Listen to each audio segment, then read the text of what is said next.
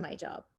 So next, I'd love to introduce Dr. Ketam Hamdan, who's going to talk about how to be a better parent. Dr. Hamdan holds a PhD in psychology. She also holds a master's in theological studies in religion and psychology from Harvard University, as well as a master's of science from Columbia University in strategic communications. Dr. Hamdan has worked around the world as an international management consultant and is passionate about fusing multiple disciplines, that is psychology, leadership, religion, and neuroscience, to help awaken and make people more self-aware. She is the development director for An-Nisa, and she is an amazing friend. Before I hand it off to Dr. Hamdan, I want to tell you guys how much she has helped us at An-Nisa to develop with her. She gives us happiness lessons on mindfulness and honestly keeps us sane because we deal with families in crisis situations, and every day we hear so many stories that would break us if we didn't have Dr. Hamdan to repair us all the time. So thank you, Dr. Hamdan, for everything you do for us, and I'm excited to hear what you have to say. So welcome. Thank you. So that, as usual, you always make my ego feel good. Salam alaikum. Thank you for having me today. I'm actually going to be talking about a topic that I don't usually talk about, which is about parenting. And as a mother of 3, it's actually a topic that I'm personally passionate about, but it's also something that I continuously work with my clients about. Now, how to be a better parent is something that's actually really important for us because it's important that excuse me, and I believe Sister Aisha talked about this before, is where we need to set our intention. Okay, so we need to set our intention to be open to growth and learning, because what I am going to talk to you about today is a bit unconventional and it's not your traditional parenting model. And the reason being this is so important is that we don't have a choice. We need to do something differently. If we look at the numbers and the research and the statistics, suicide among children is on the rise. There's something fundamentally that's happening that needs to shift in order for us to get these numbers to go down. They only keep increasing every single year. Drug addiction, anxiety, depression in children is also increasing. I mean, I don't want to bore you with statistic and numbers, but it's when you look at the numbers, you only see continuing growth from year to year. As a result, that means that something is fundamentally going wrong at home and in the systems. And we're not here to blame parents, but we're here to say that, you know, we can do things differently to help reduce these numbers. Now, the type of parenting that I want to talk to you about is actually not your traditional model where what you need to do to control and discipline your child. It's actually around, we have to parent ourselves first before we can actually parent our child. And all the people are like, what does that really mean? In order to parent our kids, we have to understand what our triggers are. So when kids are born, when children are born, connection is the heart of their survival and well-being. And there's infinite brain studies showing that what happens to an infant if they don't have any connection with their adult caretakers. Now, we learn to be parents through trial and error by our own parents, some of the society's conditioning, through the discipline model of like timeouts. But there's never usually like this mandatory course that you have to go into to be an actual parent. And despite our best intentions, what ends up happening is the control model or the discipline approach actually starts making our children feel unsafe, not seen, and not heard. And so what happens is you become disconnected. So if the intent is, if you feel safe and loved and secure, then you feel connected. But if you don't, then disconnection becomes the enemy. And this is actually the same thing when you're in a relationship. And I work with a lot of couples to actually help them understand what causes disconnection. Now, what leads to disconnection with children is a bit different, because at the end of the day, we think we're doing what's best for our kids because we're there to control them, which is not necessarily the right mentality to have. We have to understand that in order to maintain a sense of connection with our kids, we have to actually understand our own resolved issues. And what I'm going to do in the next few slides after this is give you some examples so it doesn't stay so abstract. We think our job is to control a child or to give them some more discipline. But the reality is we actually have to understand ourselves in order for us to be able to respond in a healthier way. And I'm going to give an example. So your 7-year-old leaves their dirty clothes in the bathroom. You tell them 3 times, if not more, please pick up your dirty clothes. After an hour, you walk into the bathroom and you notice the clothes are still sitting on the floor. Natural automatic reaction is you get angry and start yelling and screaming at the top of your lung. You never listen. Why do I have to yell? How many times do I have to tell you? And all those wonderful things that many of us have done. What happens in that instant? How's the child feeling?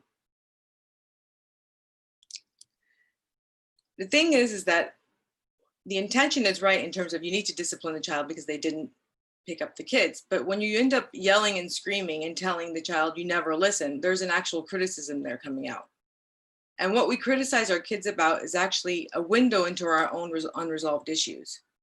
So in this situation, the whole you never listen, because my guess is that this parent told the child that several times over many issues, whether it's picking up their shoes, picking up their clothes, calling their name to do their work or something. For the parent here in this case, there's a hidden need. And the hidden needs, I need to feel respected and heard. And so when the language is less you focused and shaming and blaming towards the child, where it makes the child feel like they're a horrible kid, and more focused, I center to, I need to feel respected and heard. When I ask you to do something, can you please do it?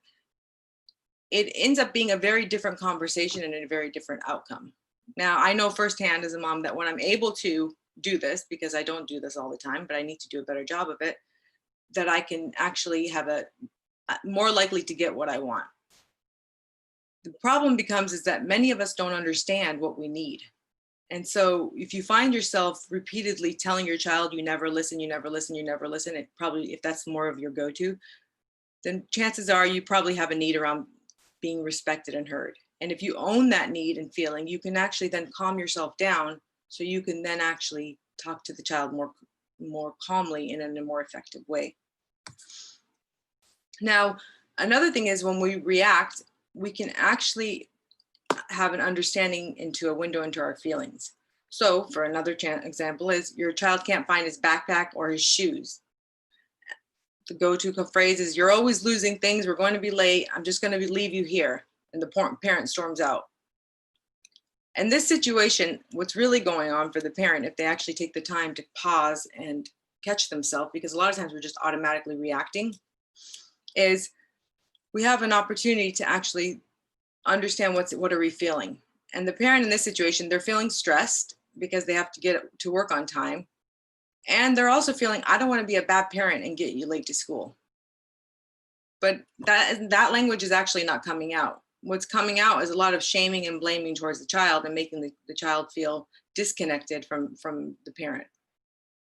And so in being able to own your feelings and control them, you will then be able to kind of lean in and figure out what can I do to help the child so you're not getting into this power struggle. Now, the key thing is, and I only had 15 minutes, so it's very difficult to talk about a very complex subject, but it's just to plant the seed of connection before correction. And we all as parents want to love our kids, but often, unfortunately, the way we execute it is not through love. It usually comes out in a very unloving manner. So the other thing that I want to share is notion around punishment and discipline.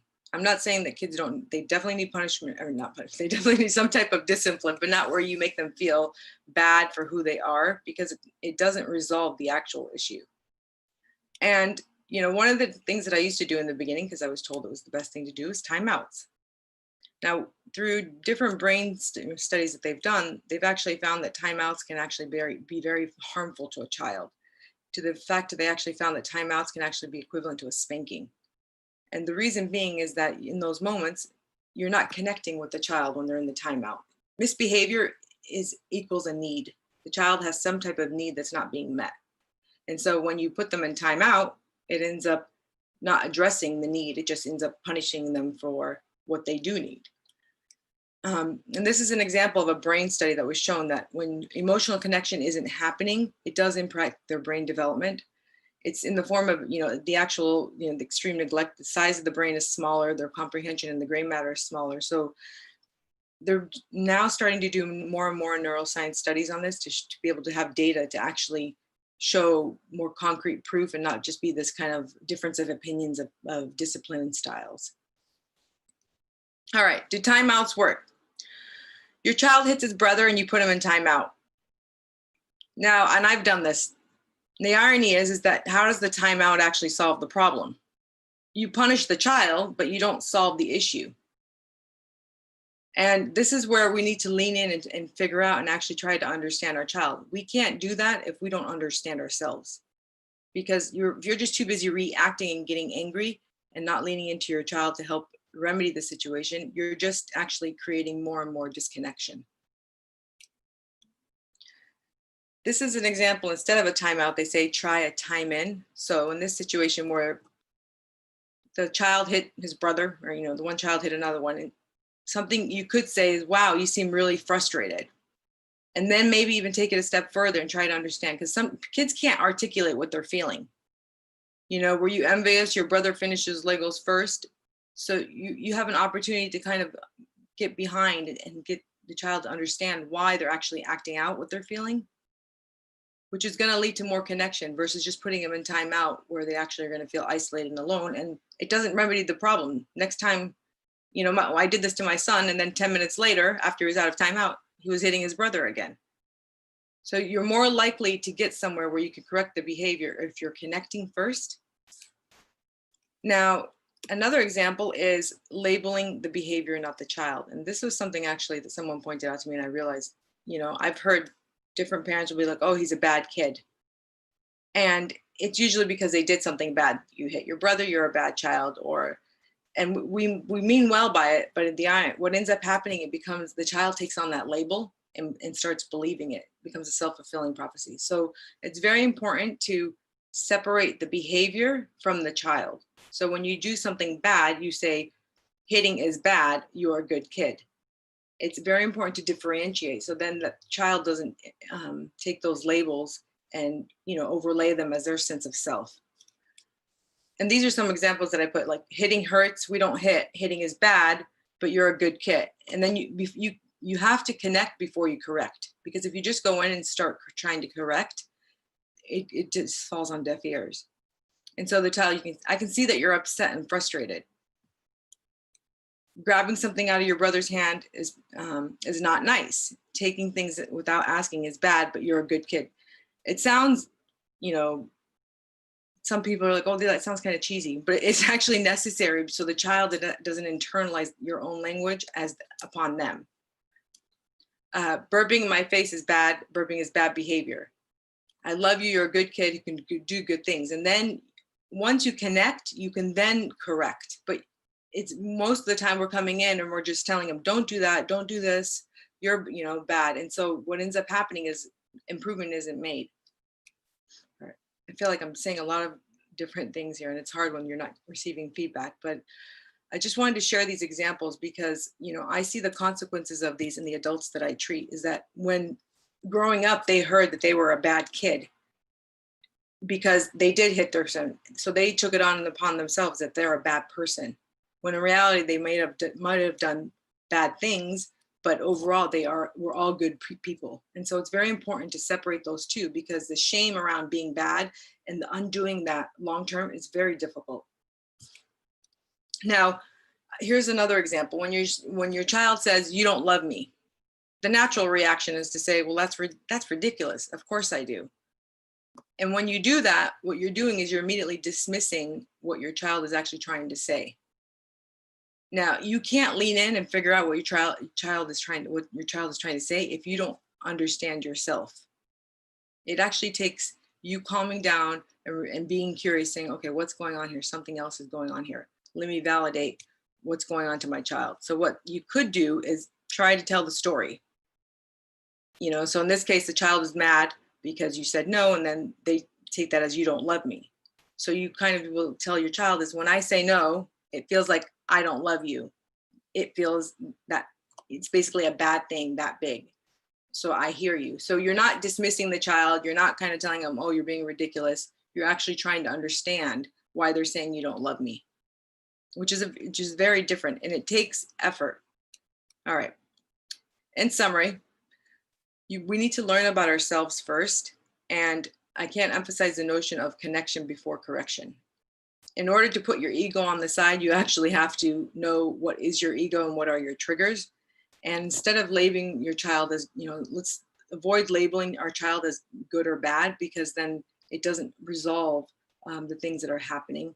And then be open and consciously attuned to your child to kind of understand things from their world. That's all I have for.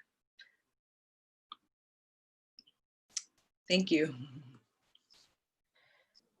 Dr. Hamdan. Mhm.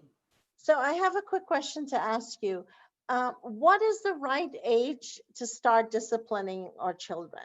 I know a lot of people are saying right from birth you should start disciplining, but what do you think is the right age? And are there different steps of discipline? So yeah, I mean, that's a very loaded question, because the notion of discipline, if it comes down into control, can be, any misbehavior needs to be corrected. Okay, but the notion is that the notion of discipline, of punishment, is what's getting us into trouble. One of the things that we're getting a lot of calls at the center for is drug addiction. Okay, and I'm going to kind of go around your question, is that the root of what the research is finding of any type of addiction or misbehavior is disconnection. We need to focus less on discipline and more on how do we connect to our kids.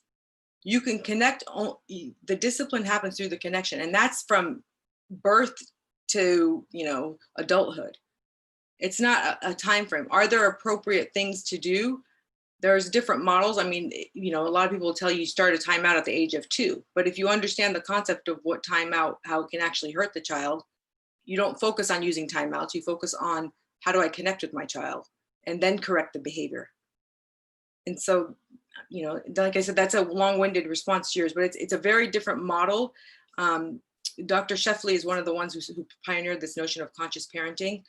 And I'm actually even more passionate about it, because I see the adults who have the childhood issues, that they were dismissed as kids, they were not heard, and now they have problems in their relationships and in their life because of their childhood issues.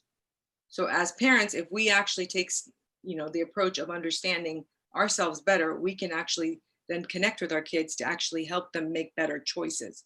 Because the notion of discipline is coming out in the form of punishment, but it's with the intention of guiding our kids to doing the right thing. But so many of our parents guide their kids to the right thing, and the child still doesn't choose the right thing. So we have to change our mentality about what parenting is. And I actually think, inshallah, I hope Umar Sulaiman talks about some of the Islamic principles around parenting, which is, I don't believe, a discipline model. I believe it is more of a conscious parenting model of gentleness, kindness, connection. So lately we've been hearing a lot about connection before correction. I think that's like one of the biggest things that's going around right now. But a lot of people will say, I have connection with my kids, right? But their connection is not what the kids consider connection. Mm-hmm. So that's another thing. How do we even know when we have the right connection with our kids? If you're having misbehavior, there most likely there's a disconnection. Okay, one of the examples that I was going to share was about, I had a client. Okay, it was a mushroom soup story, and she basically, one of the things that she came in and she's like, my daughter hates me. She can't, she just tells me she hates me. She doesn't share anything with me. And I said to her, why don't you tell me a little bit about your own past, your own upbringing? And, she's a 37-year-old, very successful woman. And she said to me, well, one of the things that stands out for me from childhood is mushroom soup. And I'm like, mushroom soup? She said, yeah, my mom used to always make mushroom soup, and I couldn't get off the table until I ate the whole bowl. And she goes, I hate mushroom soup. I want to vomit from it. She can't stand the taste. But my parents didn't care. I had to eat the whole bowl.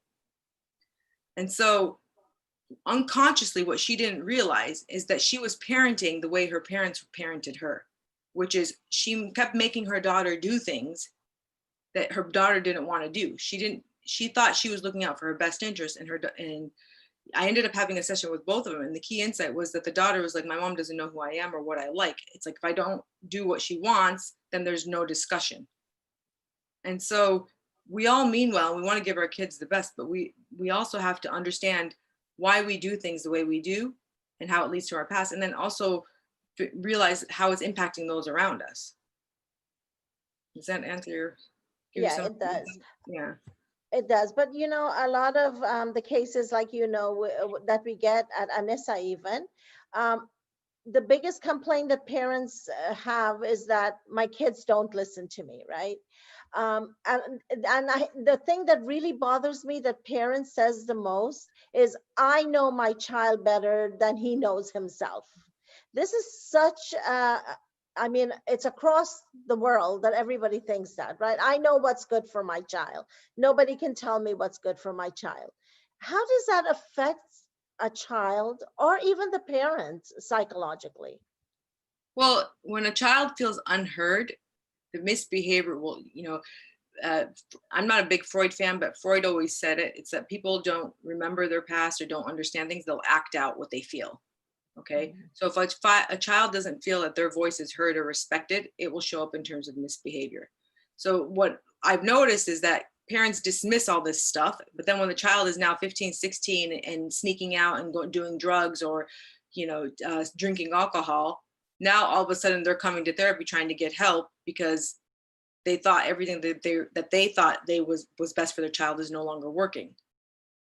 So, I mean, I guess this is a warning for, parents, is that don't wait until your child becomes a drug addict to start trying to do things differently. Don't wait until, start paying attention to the research is showing that how we're parenting needs to be done differently. And I know I put you on the hot spot because we were not supposed to ask questions, but your presentation really woke up a lot of things that I'm thinking about for our kids, especially. And a big thing that's happening now is, honestly and truly, a lot of 12-year-old, 13-year-old are trying to commit suicide or threatening to commit suicide. So, and I know you have handled many kids with this, and Amna herself has handled many, but is there a way to prevent that from happening, or are they just looking for they're looking for attention because that's what the parents think, right? They're looking for attention. What is the take on that? Well, I had actually a suicide call from a 16-year-old, and I asked them, where are your parents? And she said they're outside in the living room. And that broke my heart because you're living in the same household, you're one room over, your child is in the other room calling someone because they're on the verge of suicide. If that's not the biggest example of disconnection, and her thing is, I can't talk to my parents, they don't understand me. And so whenever I ask her, like, what does that look like, she says that, I'll try to mention something to them and they immediately dismiss it. Oh, Beta, you're making a big deal of this. Oh, it's okay. Like, you have to be strong and not worry about them. It's complete dismissing of what the child is feeling. And that's why one of the things, that we're being, spending more time is trying to actually connect people to their feelings, because if the parents don't know their feelings and they've suppressed them all their life, you can't lean in and give your kids that. You can't understand your child's feelings if you don't understand your own feelings. Bibi, a lot of the clients that we're working with, they do come in from trauma, and they've never worked through their own trauma. So how are they going to help their kids if they don't even know what they're feeling? There's a lot of work to be done, but I'm very optimistic because I have seen the people that have actually stepped up to start learning about themselves are able to be better parents. I know myself, the more I learn about myself, the more I can actually lean in and do things differently. It's a process. We have to start somewhere, because if we continue as is, the numbers the number of kids on anxiety and depression medication is just, it's astonishing. Yeah. So one of the things that's really concerning to me is that, for years I thought I was the best parent in the world. There was nobody as great as I was. My kids, alhamdulillah, they turned out well. And for years I said, I'm the best parent, the best mother ever. Until my kids, they started to bring things to me that, like correcting me, but in a very mannerly way, but in a way that I took a step back and I realized, oh my gosh, that is true. I do this and I need to stop doing this. But as parents, sometimes we never have an idea that we're making errors until someone educate us, right? In my situation, my kids did it, but I am not going to say to my kids, listen, you don't know what you're talking about. I am your mother, right? That's the one thing we cannot do. So what is your suggestion to parents who are in this position? Because I'm telling you, I literally, the first time my son corrected me, first I lashed out for a minute, but then I took a step back and I said, oh my gosh, he is right.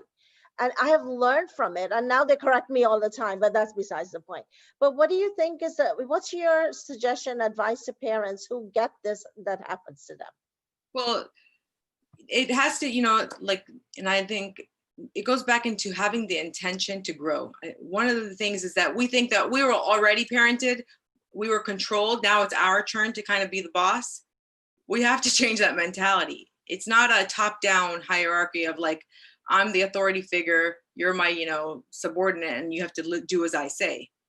There needs to be a paradigm shift where it's, you can learn about yourself from your kids. I mean, I learned about myself when I saw my, you know, 6-year-old kind of mocking me to his, he was doing to his brother what I do, of kind of like, you know, putting his hand on his hip saying, didn't I tell you? And I'm just like, it was, but you know, and that was like, I had to kind of step back and be like, whoa, like they mirror what you do. So if your child is doing something that you don't like, maybe you need to stop and ask yourself, because sometimes they won't tell you, BB. In your case, your kids told you, but if you see your kids doing something you don't like, maybe you need to ask yourself, what am I doing that looks like that?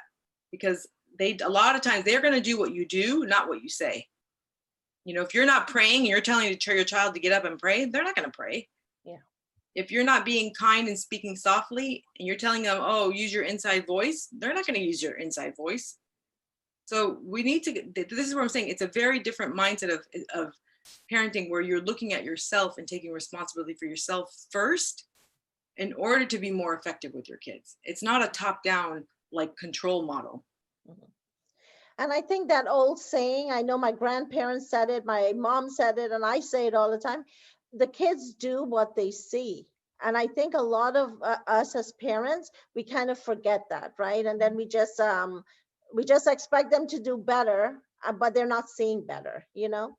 So, but educating our community, I think, is the most, educating communities all over. It's the most important thing, because I know a lot of people say, no, there's a generation gap, but I don't believe in that. I Mhm. believe it's a mindset gap.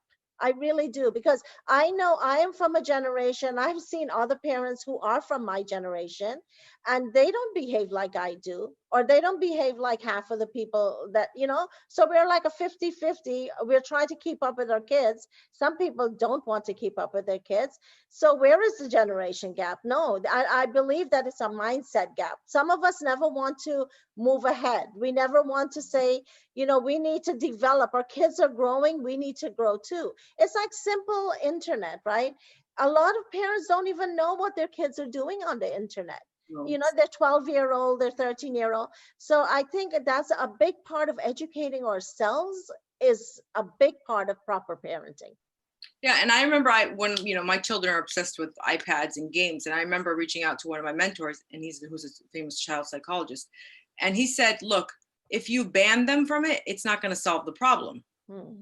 He said, instead of banning them, engage them and see what they're doing on it, so it becomes a connection point, because taking it away isn't going to solve the need. The need that they want is they want to do it. Everybody's doing it, he's using it. Instead of just taking it away, lean in and actually engage with them. Use it as an engagement or connection. Play a game with them. Don't make it a point of like isolation and a power struggle. Yeah.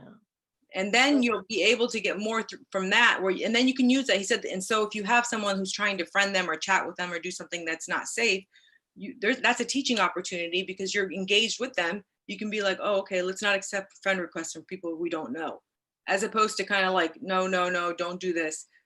It's like you said, it's a mindset shift. And the other thing is, BB, the irony is that, so I specialize in relationships and work with a lot of couples, and couples usually come to me when they're having problems. And when you're in a relationship and you're having problems, or you're on the verge of divorce, that's when you know you need to go get help, right? the irony is that when you're a child, a parent, because you don't, the dynamics, it's a power dynamics. It's not kind of like an equal dynamics. Mhm. It's not until many, many years later when the child wants to, informally divorce the parents by like just not staying in contact when they're 18. It's avoiding that, right? Because when the disconnection is happening, you don't have the luxury like you do maybe in a regular relationship where the problems are more obvious and you have to go get help because you're going to get divorced. But with your kids is that if you're not listening to you, they're not spending time with you, they're not talking to you, something different needs to happen. I agree. The signs are always there if we choose to see them. Yeah, correct. So Dr. Hamdan, I'm going to tell you, thank you so much. Jazakallah khair. You are, as usual, always amazing. You have brought insight into a lot of topics here in Houston. And I think your knowledge and your experience has helped a lot of us to grow. So Jazakallah khair, you are a superstar in my eyes, mashallah. And likewise. Don't go though, stay on. Inshallah, Sheikh is